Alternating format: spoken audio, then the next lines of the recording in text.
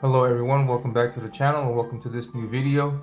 And in this video, you're going to get an exclusive, I can't reiterate that enough, but an exclusive look at my process as I work on the comic that I'm creating at the moment. And I have decided not to show this off to anyone after it's inked. So this is probably going to be the only time you see this image. So yeah, I hope I hope you enjoy, because you're probably not going to see this again. I want to keep as much of this story concealed as possible. Because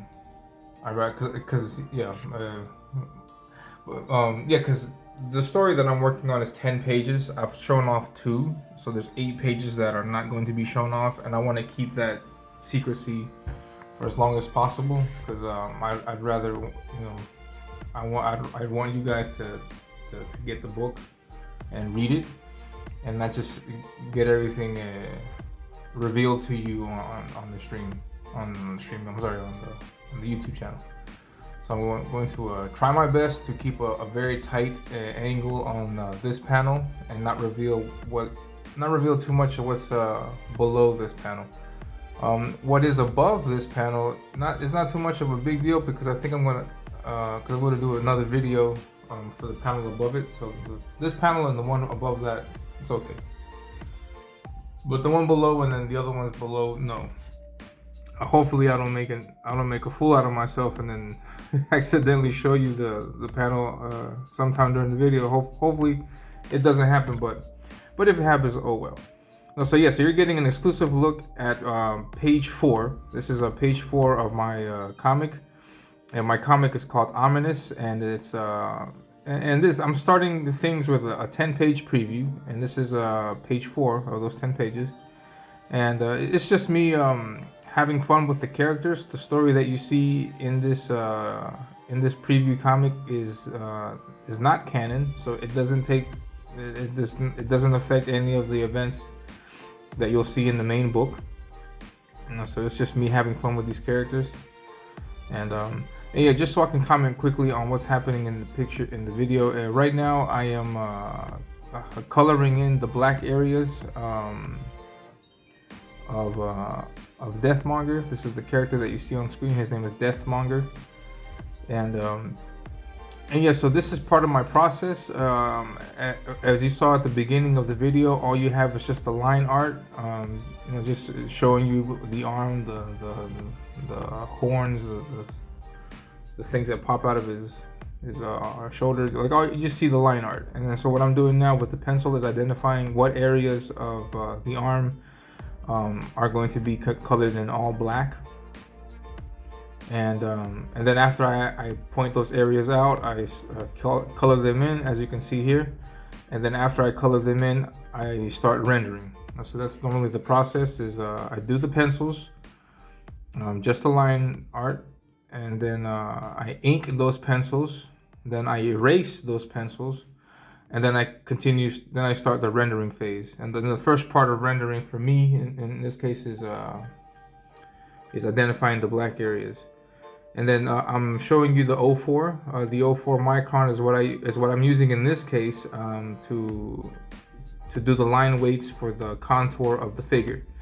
And remember that the contour is the outer edge of the figure that you're drawing. So for example, there you can see I'm drawing over the little spike, over his arm and the forearm, because that object, for example, is what is closer to the camera, closer to the viewer than the rest of Monger. So it will be a good idea to give a little bit more line weight to that area than to the rest.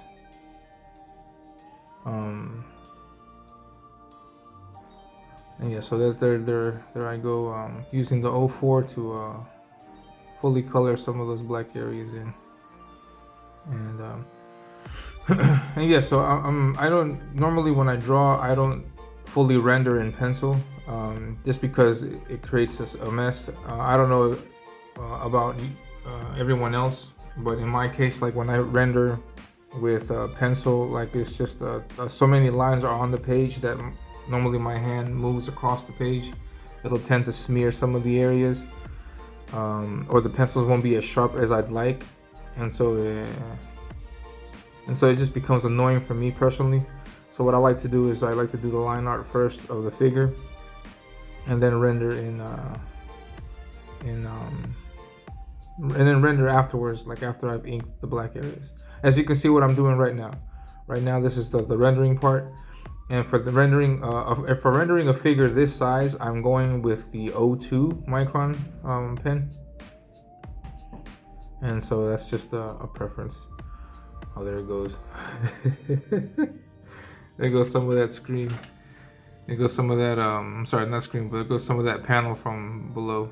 Whatever, it's all right. But yeah, once I get this inked and once I get this finished nicely, you're probably not gonna see it. So enjoy while you can. But yeah, so yeah, that's the rendering right there.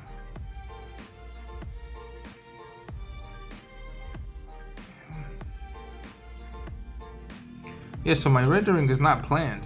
I just do it as I see it, as I see that the figure needs it, as I'm working on it. I obviously, as you can see there, I use my pencil to highlight some areas that I think would be best or work best with the rendering. So the lines, for example, won't pass that pencil mark that I left. I'll just get as far as that, and then that'll be it.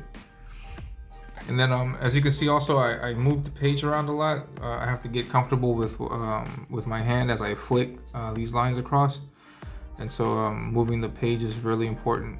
And for me, you know, and that's normally how I get that done. And as you can see, also something about the rendering that I like about the panels on this page, since the character is small, I'm going with a smaller tip.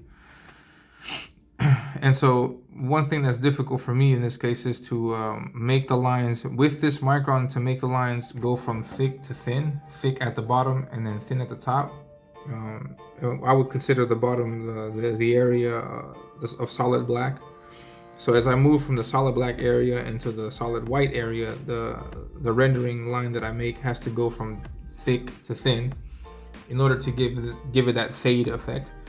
And what I've opted to do in this case with the O2 is to draw like I don't know, like a square base, like a square base at the bottom of the rendering line, and then flick from that, and it gives a pretty cool effect that I like on this panel and on these pages. And yeah, I'm long overdue for making videos, getting in depth about how I go about rendering. I'm going to do that. Maybe I'm pretty sure I'll probably be able to get to do that once I get these pages done. And yeah, because there's things that I mentioned and comment about in terms of rendering that you probably might not be fully aware of. And yeah, you just got a complete glance at the top panel. And as you can see, for example, at the top panel, you can see that I've just inked the line art. There's no muscle definition to any of that. It's just the lines. And then with the pencil, I'm doing the line art. I'm marking off the areas where I think the black shadows are going to be at. So, and then right now, actually on the shoulder, you can see that I'm doing that base with the O2. Like I'm doing that base. Oh man, I forgot about the camera angle. I'm sorry, guys.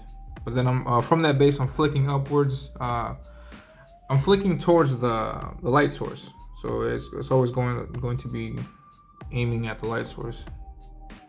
Yeah, I just realized, crap, I'm not focused. Yeah, and I just have to also tell you guys how hard it is to do these videos, because normally when I ink, I just get in the zone, and I'm like, it's really difficult to get in the zone and to also focus on the fact that you're filming. So yeah, it's a little difficult. As you see, I'm flicking away from that base that I created. Flicking away.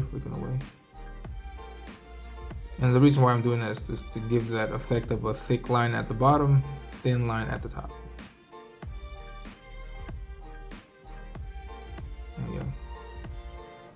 Yeah, so you can, if you can see at the top panel, all I have is a line art. That's what I call line art. I don't know what would be the correct term for that. But then after I ink that, I start using the pencil to identify the black areas, and then I do what you see right now at the bottom panel. It's just rendering from the lines that I've created.